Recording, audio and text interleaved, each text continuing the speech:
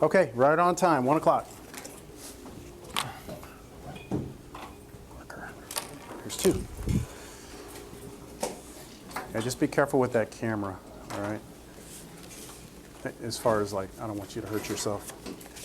All right, well, welcome everyone. My name is Robert. I'll put it over here.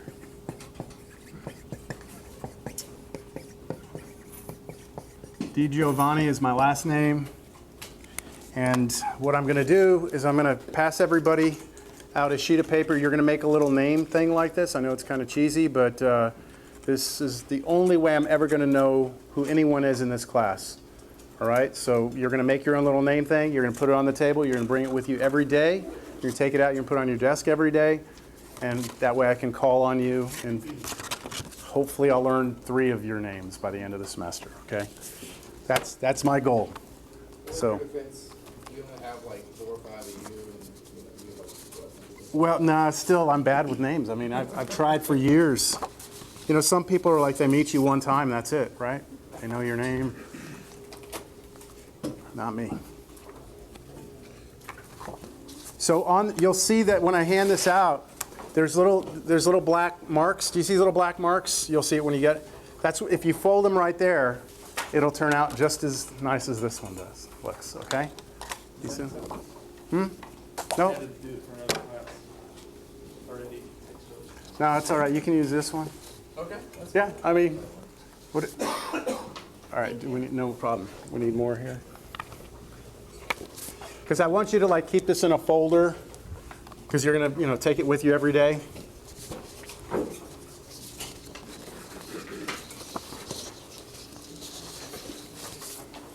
And just take turns with the marker. Write your names down. Make sure that it's your first name. It's printed. Like if you have really bad, cursive.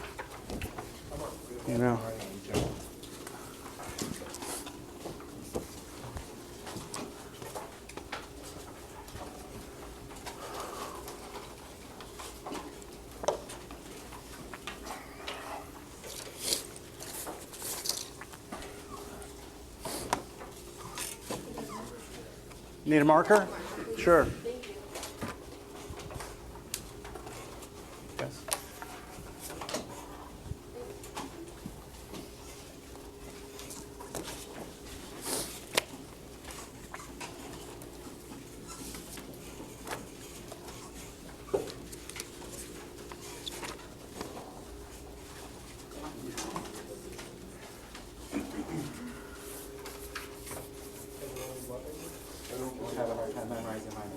That'll be easy. That'll be easy. How do you say your name? Draco. Draco. Okay. It's Italian. I want to say Draco, but no. Draco. Same man, same size. So you're okay with both? So if I mess up that bad, it's okay? I just want to know what my range of accuracy needs to be here. Draco is you speak in English, so Draco is Italian. Okay. All right. Okay. Just looking for any names I'm going to have trouble with here. I think I'm good. Rogelio? All right. All right, everybody have their name thingy done? All right, so how many of you already logged on to Canvas or checked your email and got my email about the orientation video? Show of hands, real big. Okay. How many of you did not? It's okay. You're not going to be called out. Okay. So for those of you who have not, you need to get into the class through Canvas. Check your email. Make sure if the email is not there, you may have added to the class after I had already sent it. But this is the main page. Whoa, let me get that out of there. This is the main page for our course. And I'm not going to spend any time today going through the syllabus in detail and all that stuff. So you can all read. I even made a video going through the whole thing. And Sounds exciting. yeah, it's really, the best 15 minutes of your life that you're. Is it that bad? Those of you who watched it, it's not that bad, right? I mean, It's better than spending a whole class on it, that's all I gotta say. yeah, it's not. We're not going to waste that time, and we don't print out the syllabus anymore. We don't waste paper and all that. So, it's all up to you to go on there, and you are responsible for what's on that syllabus. So, for example, one of the rules has to do with one of these things, cell phones. So if I'm sitting here like this, if I'm you, I'm sitting there and I'm doing this during class, what happens to me? If you're sitting there texting during class, 10 points off your next exam, you're asked to leave, you're counted absent, right? That's in the syllabus. That's something that I would not have covered, okay? But I expect that you would know, all right? So you can't be like, oh, I didn't know that. So what you're going to do is you're going to take a quiz. It's right here. It's due on, I believe that's Friday, 11 a.m. You have to just go there, click it. It's yes or no. I understand the requirements of the course, or I do not. All right? So you need to complete that. That means you've read the syllabus. You understand the requirements. Ryan, yes? Will we be allowed to take notes on our computer? Yes. Now, that's the exception. Of course, all the notes that I provide for the class are electronic. So if you wanted to bring them to class and look at them, or if you wanted to write on a tablet or something, you're free to do that. What I'm looking to avoid is having the situation where someone is doing something non-related to the class. All right? We all clear on that? There's another one for sleeping, too. But again, you're responsible for that. And were there any questions on the layout of this? Those of you who did go and take a look at this, where anything is? Everyone knows that the notes that I will be going through in class, everything is already made, and you can just print them out. They're under class files. Everyone knows that the videos that I'm got here with this camera of me working the problems on the board are all located right here, and that'll take you to YouTube, and you can just watch everything. Yes? Okay. Everyone aware of this placement exam? How many of you started working on this? It's due when? Thursday. How many of you not started working on this? Okay, so you need to get on top of this. What's going to happen on Thursday? Let me give you a little historical perspective on things, all right? College algebra used to be one class. There was only one college algebra. It's called College Algebra 13-14. At some point in time, a group of people said, you know what?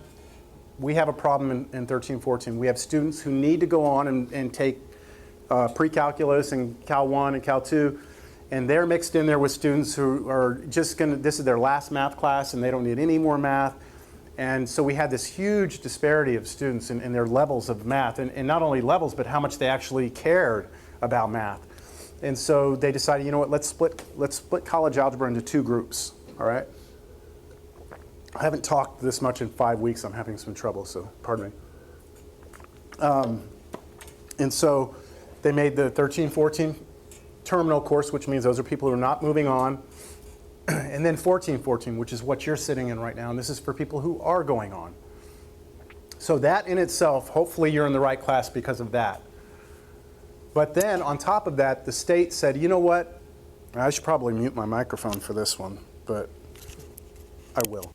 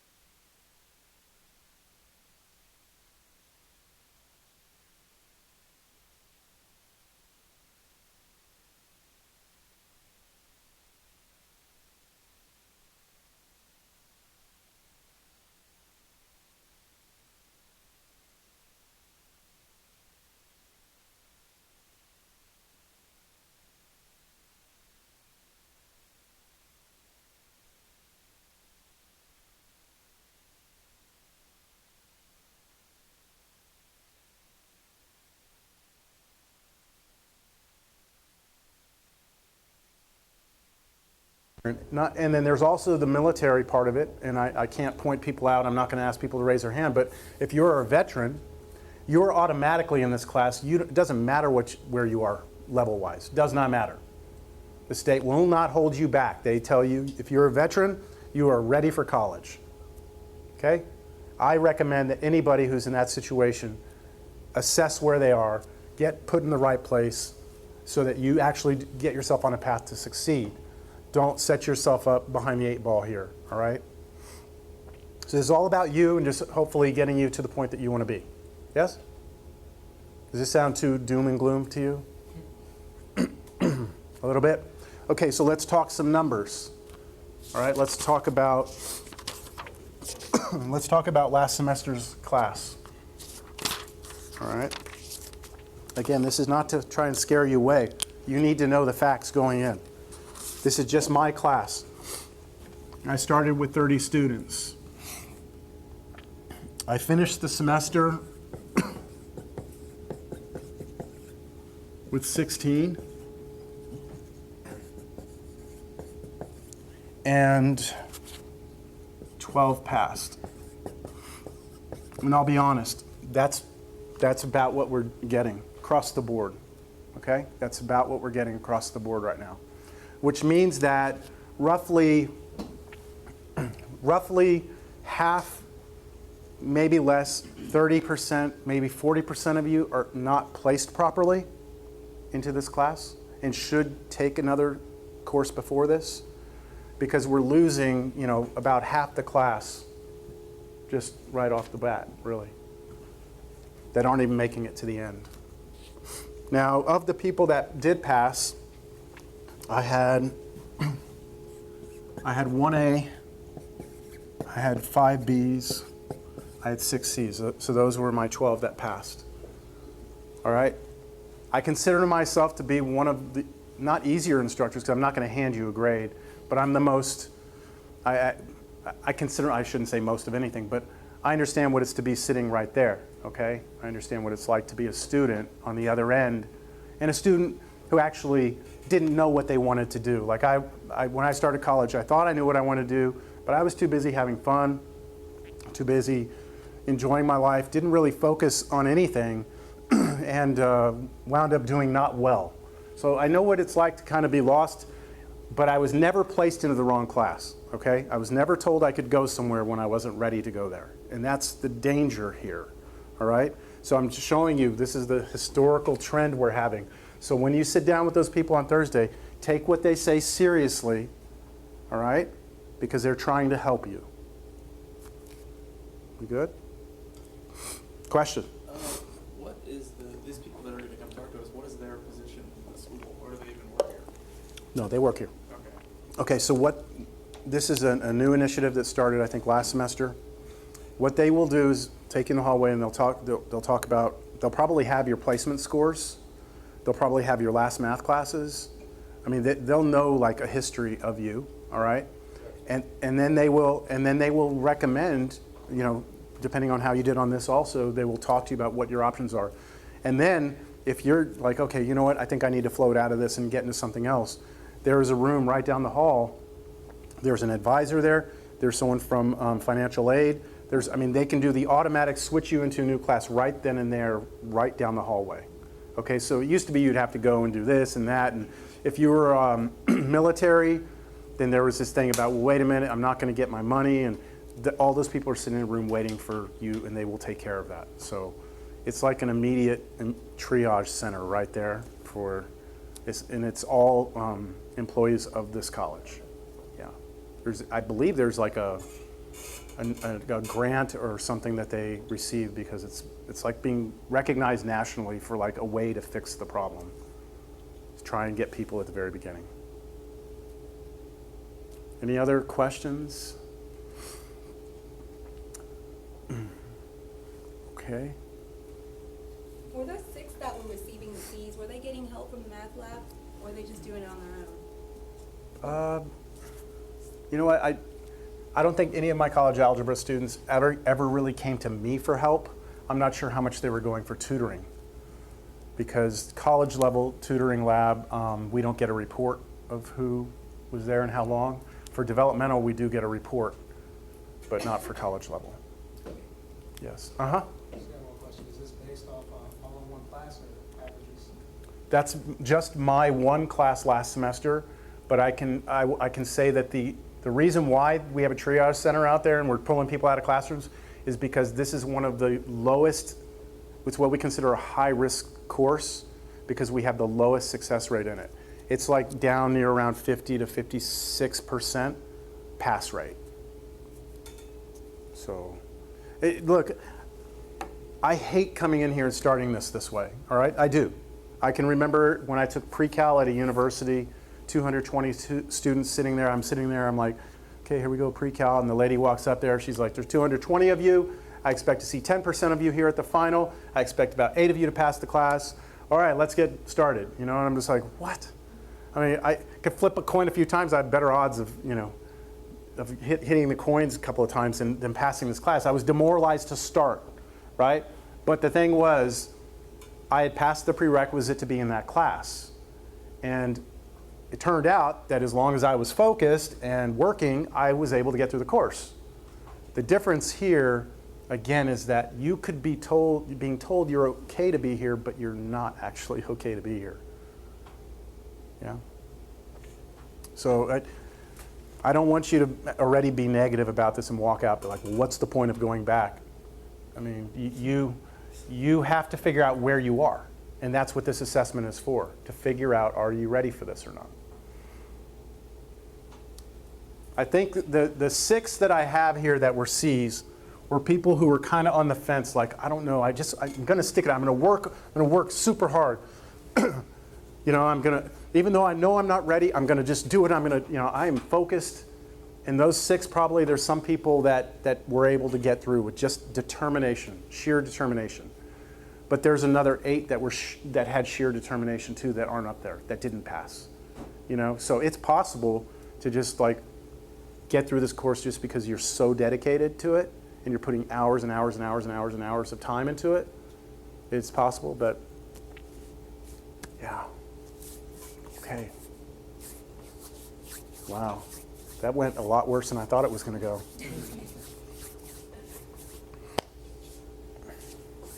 So, what should we do? Get started, huh? I think that's fair. At least maybe you can see a little bit of the way I present material, and then you can make your decision on that. Yes?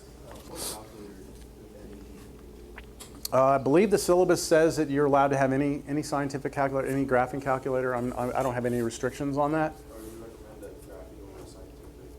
That'll depend on your major. Okay, so like if you are you going to take Cal 1, Cal 2? Okay, so if you're going to get into the calculus, you know, I would recommend you probably get a graphing calculator at some point. Sooner the better.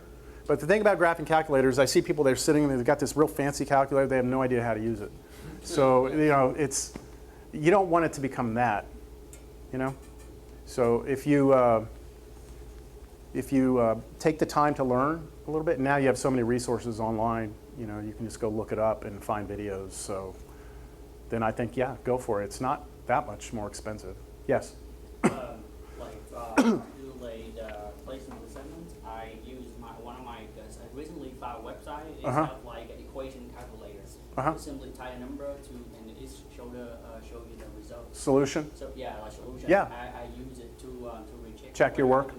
Well, that brings up a good point. There's a website called Wolfram Alpha. How many of you have ever heard of Wolfram Alpha? Okay. If not, I should probably introduce you to it. I don't.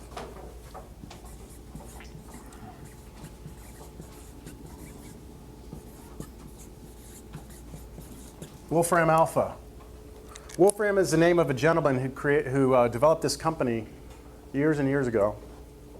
And they've been making mathematical software for, I don't know, 20, 30 years. And then now they have this website, Wolfram Alpha. I believe I have a shortcut to it right here. And this place is amazing. Now, this may not be what you were referring to. But let's just take the first problem on this thing. Okay, I'm not showing you this because it's like, this is the way you can cheat and get all the answers. I think hopefully we're all mature enough to understand that's not going to get you anywhere, right? Okay, this is the way to check your work. So if I type in, let me do number 13 because it's easier for me to type in. Number 13, you're supposed to solve an equation. 49x squared equals 100. If you just type it in like that, 49x squared equals 100.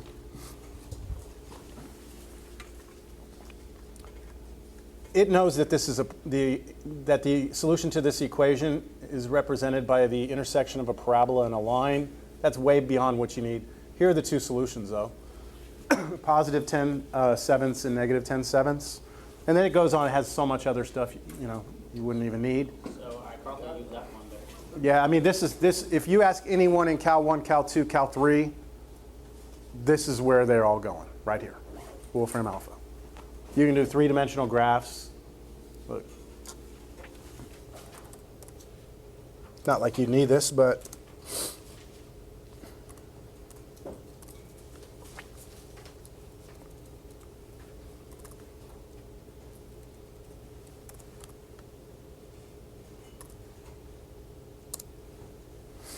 let's see what it does with that.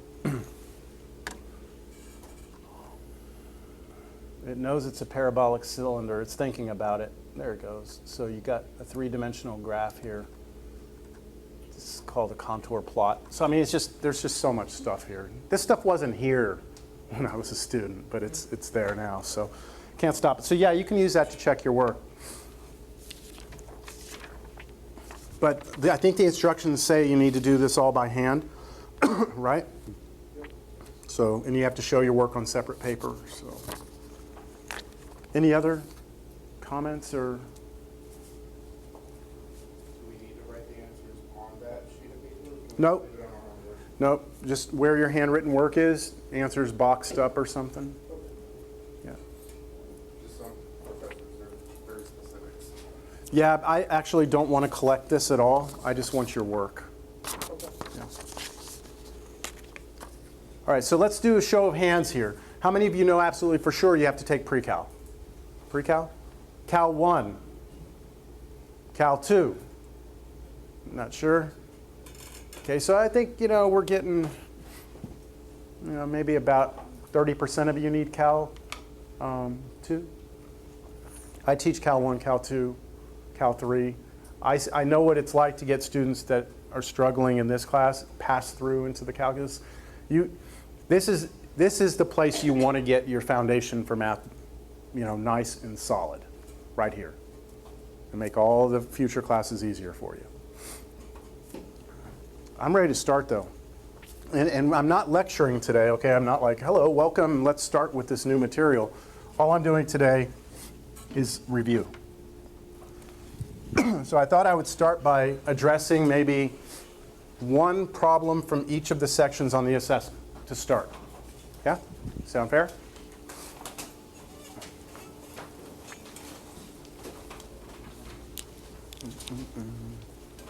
Got to adjust my camera here a little bit.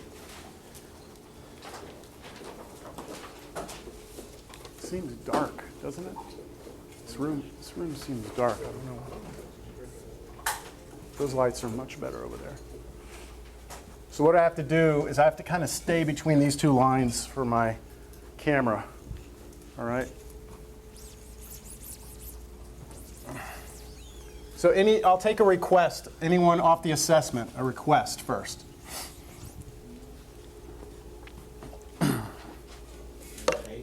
Number 8.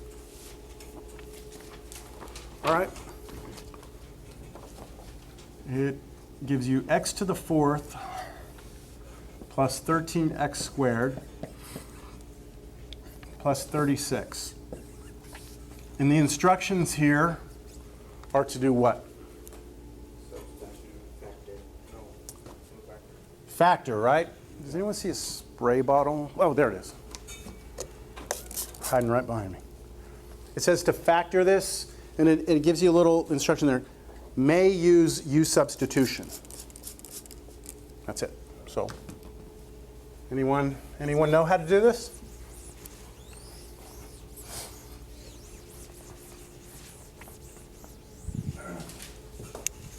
Okay, go ahead.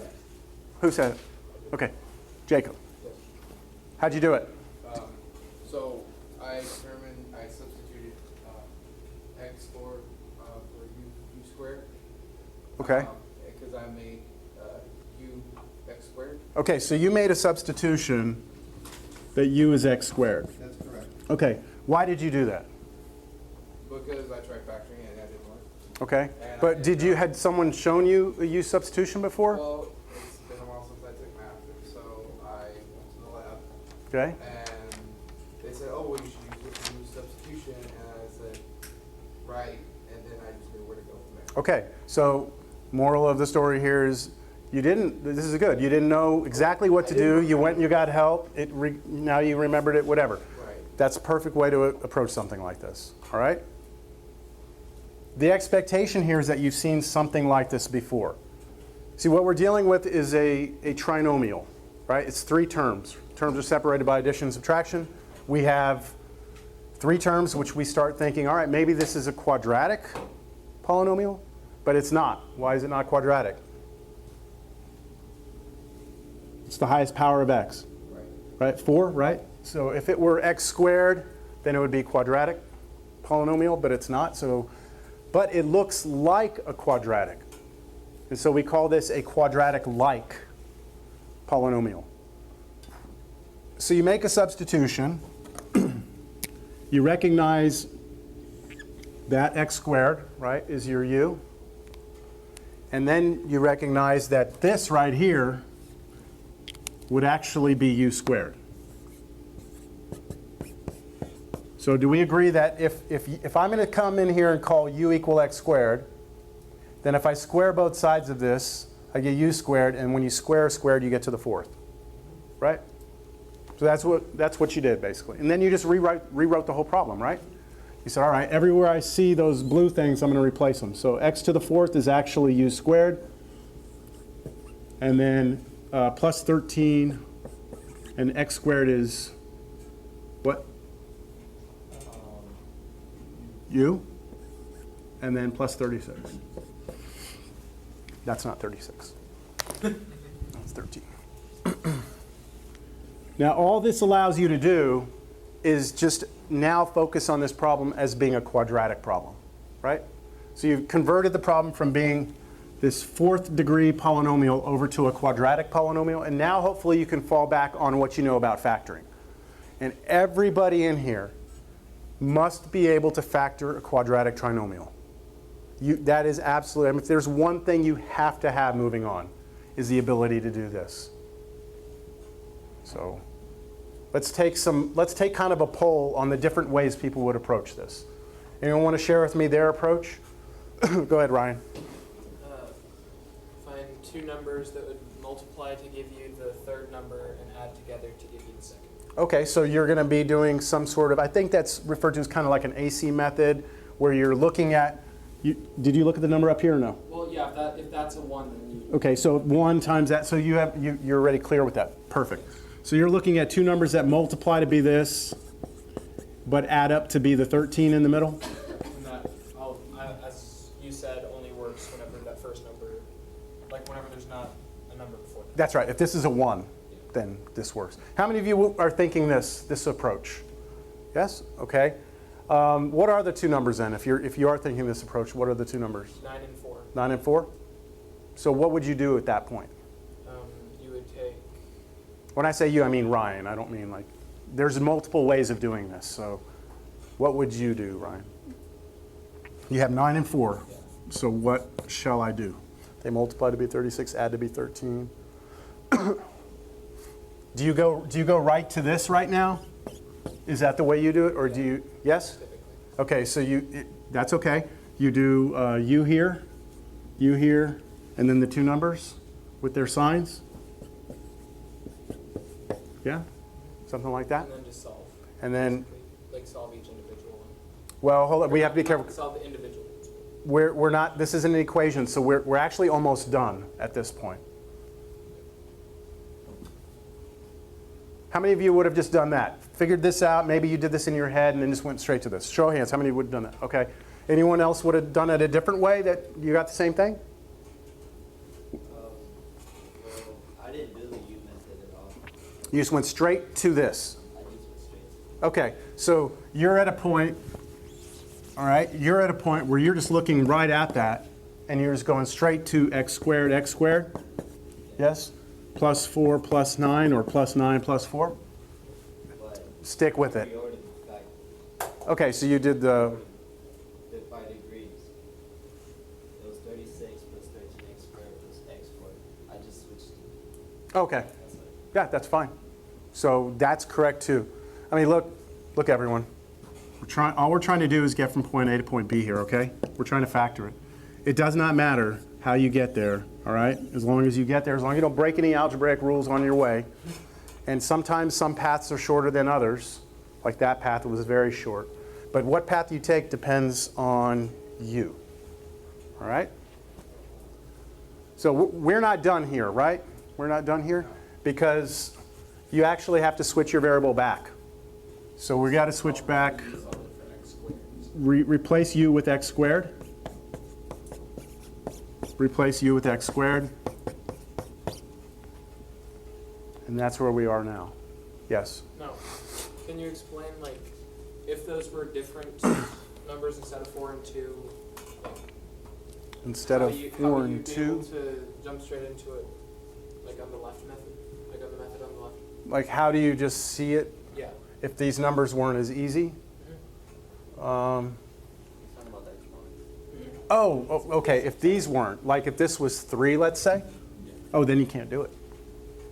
So part of this is you have to recognize Exponents would have to be like, the smaller one would have the pattern is one will this. have to be divisible by the smaller. Here's the pattern. To be able to do this substitution to get to look like a quadratic, you have to have 3 terms. Okay? Do we have 3 terms? Okay. The next thing is that this one is a constant. It's a number by itself. This one can be x to any power. This one has to be whatever that is squared. Okay, so let me give you another example next to this that would work, right? This is it. This is our final answer. Now, why can't we break these up and factor those more?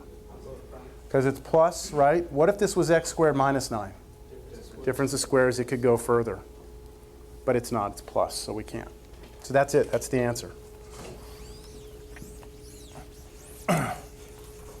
So let's look at this one. 3x to the 6th minus 4x cubed plus 1. Could you factor that? Yeah. So do we have 3 terms? Yes. Okay, constant. Okay, look at this variable, x cubed. Is this one squared? What's x cubed squared? X to the 9th, or any others? 6th, or I think that there's no other possible things we're going to get there, right? Does everyone agree it's either 3 squared, which is 9, it's either 3 times 2, which is 6, or it's either 3 plus 2, which is 5? Right? Which one is it? It's the 9. Yeah, the 9. It's the 6. So it sounds like we've got some conflicting opinions here. There's only one answer that's correct. So how would you resolve this? Let's see. You want to see how I used to do it when I was back in the day when I couldn't remember what it was? This is what I did. Look. What's x cubed? Do you know what that is? Isn't that x times x times x? Okay, what does it mean to square something? To multiply by Times itself, right? So isn't this x times x times x times itself? X times x times x. How many x's are here? 6. Does that make a little sense that way? It's this one. But that's why we teach the exponent rules. X to the m raised to the m is x to the m times n. Because you don't want to do this every single time. You just want to eventually know that this is what you're supposed to do. Multiply this times this. And so this is x to the 6th. So I erased the damn problem. Was the x to the 6th that one squared? Yes. So then you can make a substitution. The u would have been x cubed. And then you rewrite the whole problem.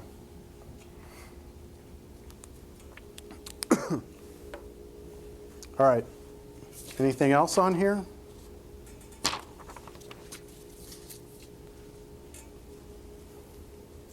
I guess you still got to kind of see where you are, right? Anybody finish it?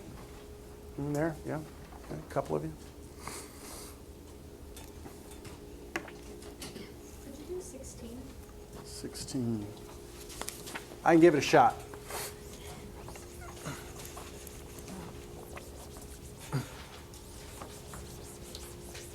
You erased the line. Yeah, I did. It's all right. I can see myself in there, and I can always remark it. So I'm not happy with how dark it is in here. Like on this board, it's very dark. I might move to that side next time. All right, so number 16 says 1/3 x squared minus 2x equals 1/5.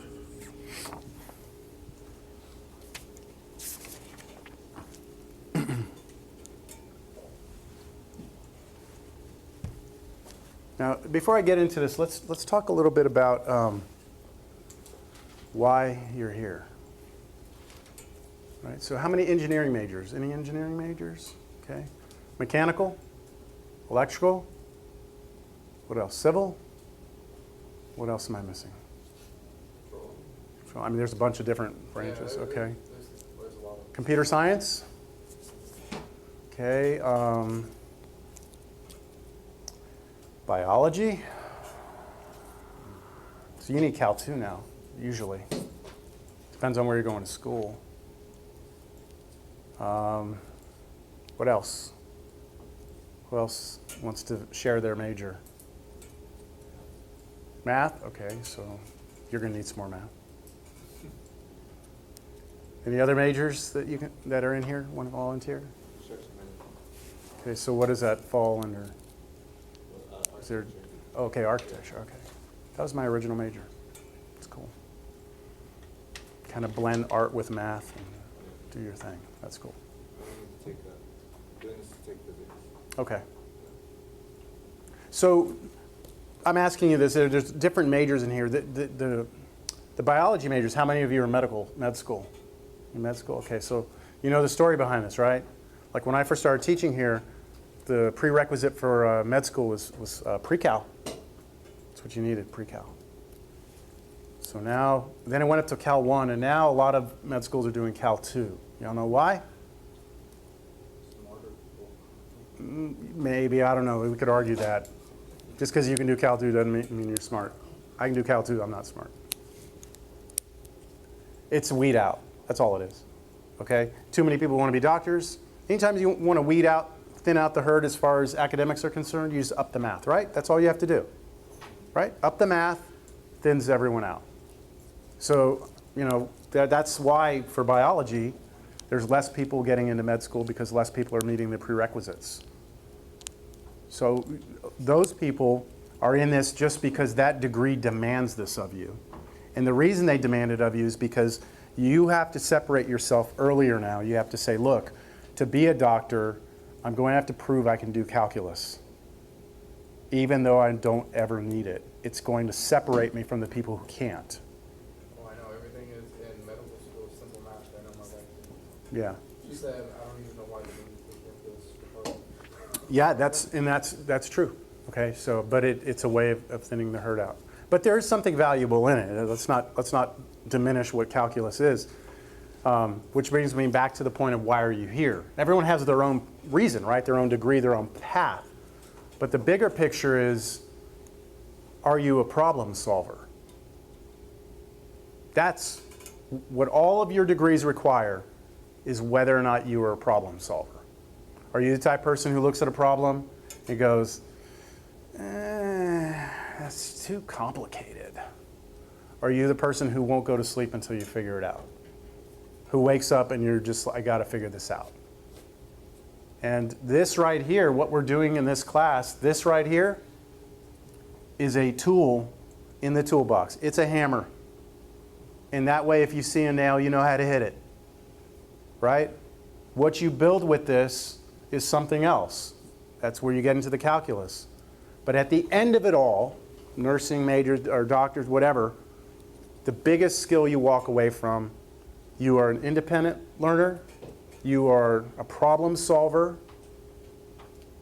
Right? You don't give up. Those are the things that we're trying to develop here, right? So let's not get lost in the fact that, like, you know, why are we doing this? This is ridiculous. I can just go to Wolfram Alpha and type this in and get the answer in a couple of seconds. Who cares? If that's your attitude towards it, then you're never going to get through that degree you're trying to seek, because this will never end. And the problems become bigger and more complex. So you have to know what's, you know, if you're, certain people's brains work a certain way, right? How many of you like writing long papers? Anybody? You enjoy writing papers? That's okay. So you're the only one. No one else sits down and just writes like their own, like, I'm just going to write a 30-page paper on whatever. Anyone else do that? Do you want to? You look like you want to clarify something, like 4 or 5 pages. But yeah, I mean, Okay. my mom's an author, so Okay. I'm happy. Okay. So I mean, but most of you, no, writing's not really your thing. You like to write? So there's going to be a few people in here. I can't stand writing, and I don't like to read fiction. Period. If it's fiction, I don't want to see it. Okay. That's me. That's the way my brain works. I enjoy the challenge of a problem. That's what I enjoy. So I'm in the right field. Mathematics was the right field for me. And you just got to make sure when you're sitting here, we're still very early in your academic career, make sure this is what you want. I hear 1,000 students tell me, I want to be an engineer. Why? I don't know. I just want to be an engineer. Because my parents told me I should be an engineer. No, why do you want to be an engineer? What do you want to do? So you got to have that passion for it. Okay, I'm done preaching. Let's get back to this. So who asked me for this one? Was it? No? Okay, Maggie. Maggie? Were you just kind of like, I don't know, or the fractions? You didn't like the fractions? I sort of started off, and I honestly don't really know. Okay. You recognize it's an equation, so that we are going to get solutions, or possibly one solution, two solutions, or no solutions. It's a quadratic equation because of the x squared. So how do you deal with solving quadratic equations? Well, what I did first for this one, get rid of the fractions. Okay. And, You cleared the fractions first. So anytime you have any equation, does not matter what type of equation it is, if you have fractions in there, you can always clear them out. Okay, so you're on a certain path right now. Someone else may do something else, but let's go ahead and go on that path. Clearing the fractions requires that you would do what on this? Find the lowest common denominator, or least common denominator. LCD, you've heard that before? So what would the LCD be here? 15? So you're looking at all the denominators, finding the least common multiple of those, which would be 15. Now what do you do with that 15? Multiply both sides of the equation. So this all okay, Maggie? Okay, so I'm going to do 15 across the left side. I'm going to do 15 across the right side, which there's only one term. Was it important for me to put the parentheses around the left side like that? Yes. Yes. On the right side, there was only one term, so it didn't really matter. I didn't need parentheses. These dots, this dot is multiplication, right?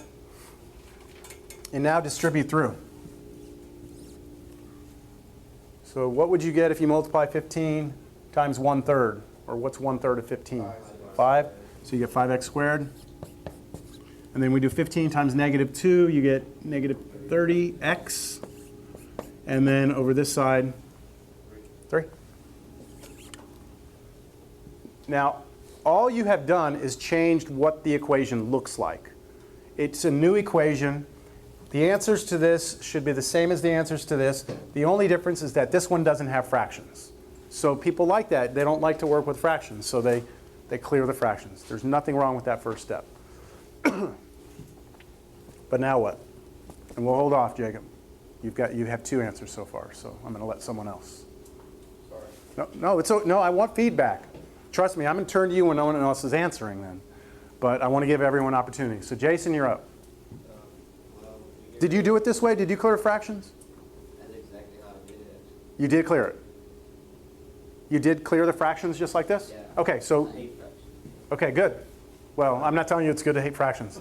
I'm just telling you I'm sorry. good that you cleared them. You'll come to love them one day. Well, I Okay, so when you say get rid of it, what do you mean? Subtracted from each side. Okay, so you subtracted 3 from both sides. What you're actually doing is moving everything to one side, right? You're subtracting 3 on the right, subtracting 3 on the left, and you're coming up with this. And that is correct, Jason, right? Not Jacob, Jason. What you did was moved everything to one side, which is the correct way to solve quadratic equations. Quadratic equations involve x squared. You want to move everything to one side. You want to get 0 on the other side. That is a standard protocol. Sometimes you can vary from it, but when you have 3 terms, this is the way to go. All right, what next? Well, there's like 5 different equations in quadratics. So I was just trying to apply in each one.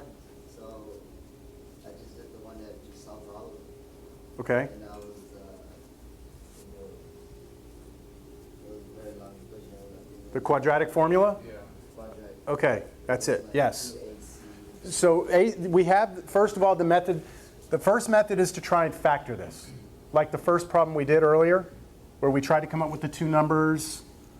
If you can do that on this side, then we can solve this problem pretty easily. But I don't think it works. Okay, so let's cover up the 0 for a second. Let's try and factor that side. You would have to multiply this number times this number, which is negative 15.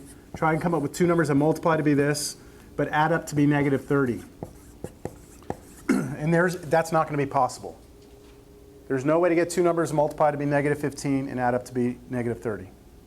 Well, it's possible, but they're not numbers you're going to be able to come up with off the top of your head. So everyone understand that that's probably the first way you'd go, is try and factor the left side? But since we can't, we have to go to the fallback way of doing it, which is to use the quadratic formula.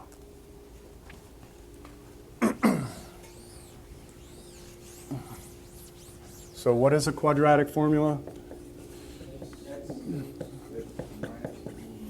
Okay, x equals negative b plus or minus square root b squared. Oops. B squared. Divided by 2a. So if you've got that memorized, then you're slowly becoming kind of a math dork, and that's okay. It's okay. It's okay. Embrace it. All right? That is the quadratic formula. This is the formula we use to solve quadratic equations. Any equation that comes in this form has this as its solutions. There are 3 possible outcomes here. We could have 2 answers, 1 answer, or no answers. Anybody know when it is that we get 2 answers? Or go ahead. Isn't it if it's a square root, and it's the positive and the negative? If this number under here turns out to be a positive number, then we're going to have plus and minus the square root. We're going to get 2 answers. If this number under here turns out to be 0, then you're going to get negative b over 2a, which is 1 answer. And if this answer under here turns out to be negative, you're going to have no solutions because you can't take the square root of a negative number. So any quadratic equation, we always can use that formula to figure out what the answers are. All right? That's a quadratic equation. There's the formula. We just plug things in and we get the answer. So let's do it. X will be equal to, now we have to be able to identify what a, b, and c are here. So a here is the number in front of x squared, right? That's a. B here is the number in front of x, which includes the negative, doesn't it? And the c here is the 3, and it's negative also. So how should I write this? What is negative b? So negative, positive 30 plus or minus square root of, so 30 times 30, 900, or negative 30 times negative 30, 900, minus 4 times a times c. So what's 4 times a? 20 times c. 20 times negative 3? Negative 60? But aren't you supposed to subtract it? Okay, so I'm going to write that. So it's going to turn to a plus, isn't it? All over 2 times 5, which is going to be 10. I put 2 parentheses 5. That's the same as me writing 2 times 5. Just different notation.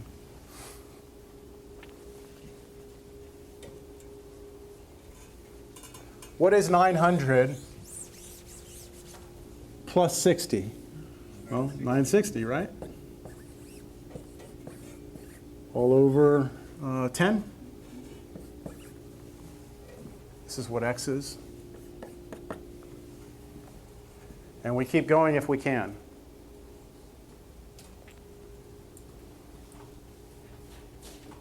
Can you simplify the square root of 960? So again, this is another one of those skills that, you know, it doesn't go nice. It's 8 with the root 3. How in the heck did you get that? I'm not saying you're wrong. I just factored out 960. So you took 960 and broke it up? Okay, so what did you use first to break it up? Robert? 96 and 10? This is called a factor tree. Good. And then you just kept breaking it? What'd you do next? 6 and 16. 6 and 16. 2 and 5, or Yes. 2 and 5? So what a factor tree does is it just shows, right, what, 960 is equal to this, but that's equal to these numbers, and then you just keep breaking down. 6 is 2 and 3. Is that what you did, 2 and 3? So you went all the way with it. And then 4 and 4? 16, 4 and 4, did you go 16, 8 and 2. 8 and 2? Oh my goodness. Okay, 2, 5. Yeah, 2 and 4 and 2. I'm sorry, not 2. Yeah, 4 and 2 on 8. And then 2 and 2. Yeah. So you got all these 2s, right? 2. 2 times 2 times 2, geez. Okay, so look, A to B, point path, right? So maybe you're on this one. You're going to get to the answer. You're using a factor tree. I can assure you that there are shorter ways, but it all depends on your arithmetic ability, right? Everyone's different. It's so hard to gauge where everyone is in something like this. You're doing it correctly, you got the right answer. Is that the way everyone would do it? I don't know. I'm just doing it direct. Yeah. Here's another way. Can I recommend another way? Okay.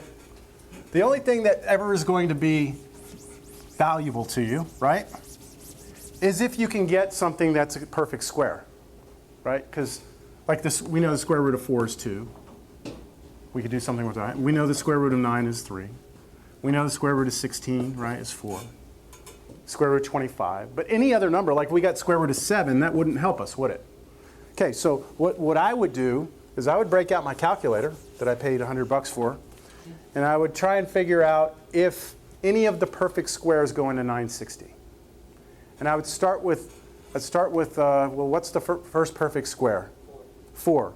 So take 960 and divide it by 4. And what do you get? 240. So I know this so far, right? So I said, wait a minute, maybe I could have gone bigger. What's the next perfect square? Bigger than 4. 9. 9 would be the next one. Does 9 go in 960? So take 960 divided by 9. 106.6. So you got to get a decimal. It doesn't go evenly. What's the next one? 16. Take 960 divided by 16, and what do you get? 60. Right? 16 and 60, right? And maybe it goes more. What's the next perfect square? 25. 25 go into that? No. What's the next one? 6 squared? 36? Does 36 go in there? No. Next one? 7, 7, 49? Doesn't? Let's go one more. What's the next perfect square? 64? Does 64 go in there? 15 times.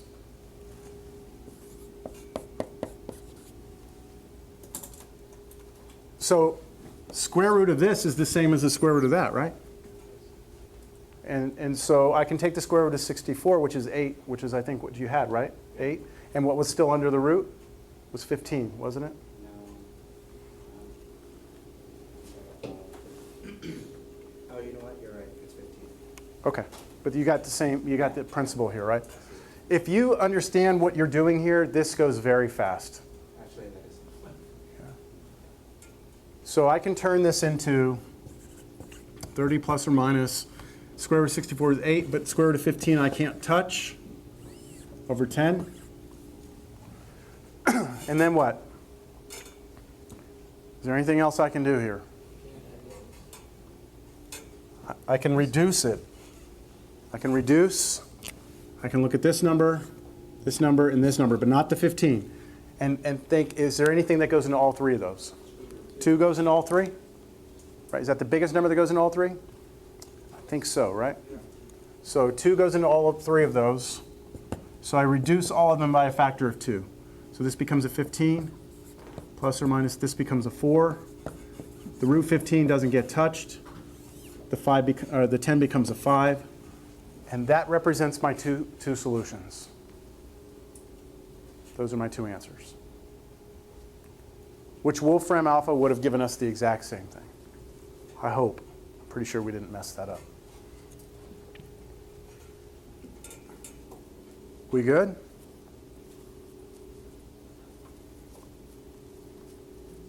Okay. All right, so you're going to obviously have to finish this up and bring it in on Thursday.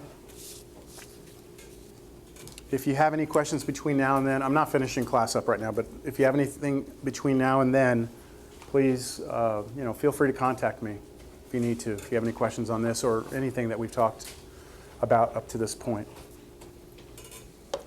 All right, let's shift gears.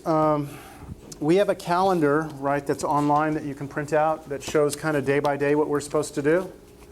And today on the calendar is placement assessment, which I just kind of talked about a few problems from here. And then R2, Algebra Essentials. So chapter R in the book, okay, R.2, is chapter R means it's review material. And then 2 means section 2. So there's like, I don't know how many sections in here of review material. We're not doing all of them. There's 8 sections of review material in here. This is the book, by the way, but you are doing that. Can I? It's a binder. It didn't come with a binder, No, right? I had to get the binder. So it's It's just these 3-hole punch. How much is that? Can I ask? 118. 118? It's actually cheaper to rent is that. It's actually cheaper to It wasn't rent available by at about the time, so I 25 just got this one. This is renting too. What? Yes. It's cheaper to rent. Where'd you rent it? Wait a minute. The whole point of having that is it's supposed to be cheaper to the student. I No, know. it's not. I have the It's receipt. really It not. really was 118. It's like 99 Buy that, or it's something. like- Use. God. But I can buy it cheaper than that. The used one. All right. I'm just going to have to learn to swallow my opinions.